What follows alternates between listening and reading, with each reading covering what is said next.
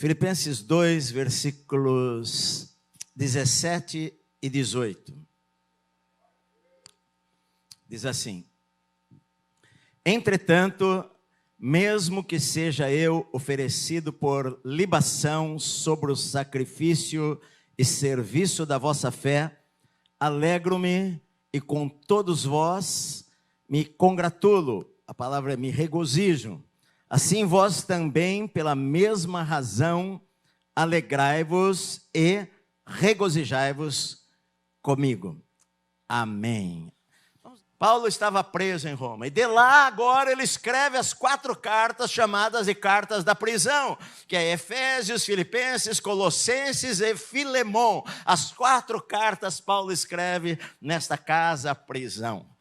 Na verdade, você pode pensar, bom, Paulo estava numa boa, porque ele estava numa casa. Ele tinha direito a estar preso em uma casa, a uma prisão domiciliar por ser por ser cidadão romano, porque naquela época as prisões, se hoje as prisões são ruins, naquela época eram piores ainda, as condições, o número de encarcerados, de maneira que o Império Romano permitia que você pudesse ficar em uma prisão domiciliar, numa casa pequena, desde que você assumisse todas as despesas, desde que você pagasse os soldados que iriam ficar lá 24 horas acorrentado a você, pagasse a comida, pagasse o aluguel, pagasse as despesas. E Paulo então está preso nesta casa, acorrentado a soldados romanos 24 horas por dia. A guarda pretoriana, a guarda do imperador, a guarda elite da polícia romana estava lá com Paulo.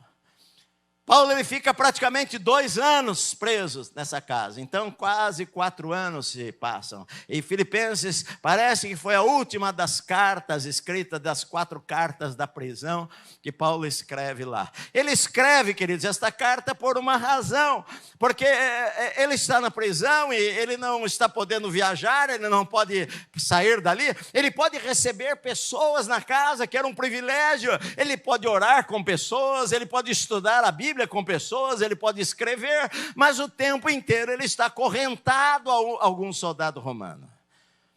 E ele tem que se sustentar ali. Naquela época não havia e-mail, não havia correios com a facilidade que tem hoje. E muita gente não sabia que Paulo estava preso. As notícias demoravam, às vezes, meses para chegar de um lugar para o outro. Paulo ele passa necessidades ali, sim, na casa. Tem irmãos que estão lá com ele na cidade de Roma, como Marcos, como Lucas, que estão lá com ele, mas ele passa necessidades ali naquele lugar. A igreja já estava começando a sofrer perseguições no mundo todo.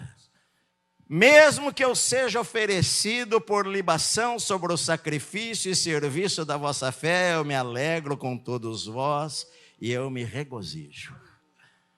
O que ele está dizendo aqui, queridos, e eles entenderam essa linguagem, é o seguinte, olha, se for preciso, mesmo que se for preciso eu dar o restinho da minha vida e que seja derramado como uma libação, uma oferta líquida sobre o sacrifício, eu estou feliz, eu quero que vocês também estejam felizes e se regozijem comigo.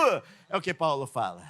Quero que vocês estejam felizes por isso daí. Ele diz no versículo seguinte, assim vós também pela mesma razão, alegrai-vos, congratulai-vos ou regozijai-vos comigo, porque a vida inteira de Paulo foi uma oferta ao Senhor. O que ele está dizendo é o seguinte, se eu for morto agora, que isso seja como a última oferta da minha vida, do meu tempo, da minha vida ao Senhor, que seja como uma libação.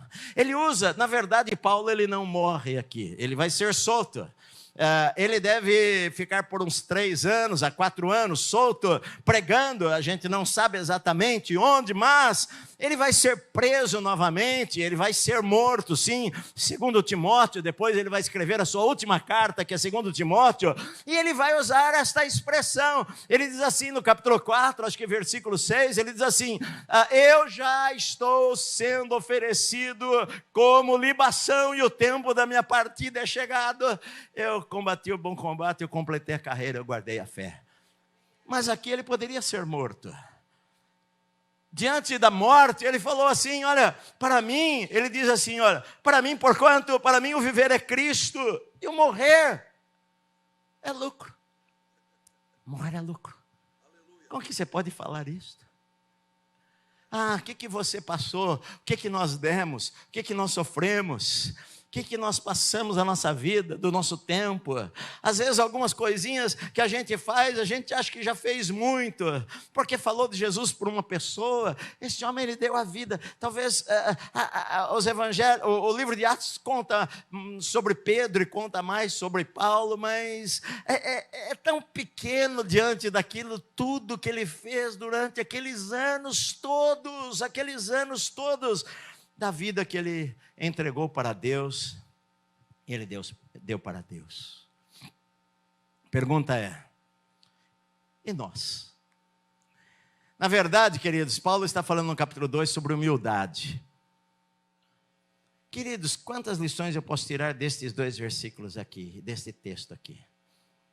Primeira delas, eu li esta frase em 1978, eu lembro às vezes das datas, eu li essa frase em 1978, depois ela ficou popularizada, acho que no mundo inteiro, um pequeno livreto que um homem, eu estive na igreja dele há muitos anos atrás, 30 e tantos anos atrás, Catedral de Cristal ainda tinha lá, era o Robert Schuller, ele escreveu um pequeno livrinho, isso foi lançado no mundo inteiro, acho que em 1978, Floresça onde você está plantado. Não sei se vocês tiveram a chance de ler, mas deve ter na internet.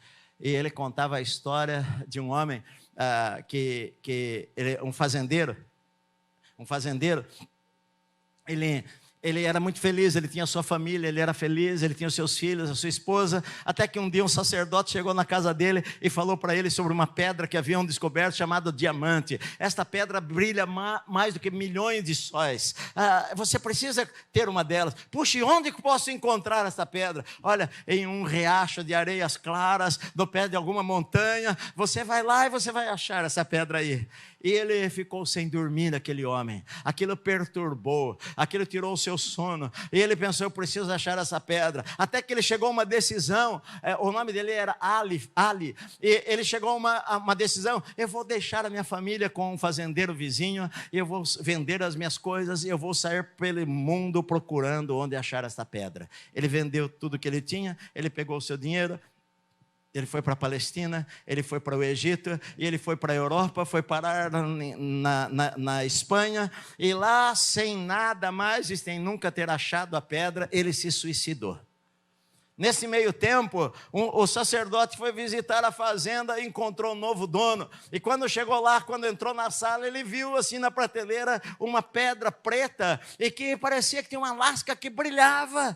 E ele chegou perto e falou, é um diamante. Onde você achou isto?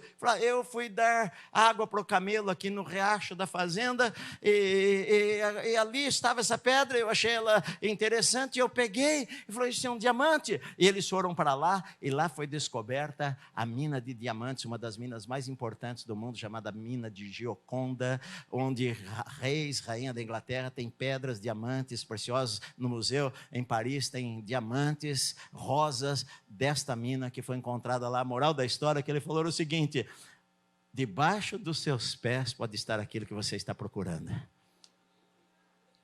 Floresça onde você está plantado, dê frutos onde você está. Queridos, nada disso teria acontecido se Paulo talvez não estivesse preso. Só Deus sabe as coisas que ele vai fazer e que ele faz e que você não sabe.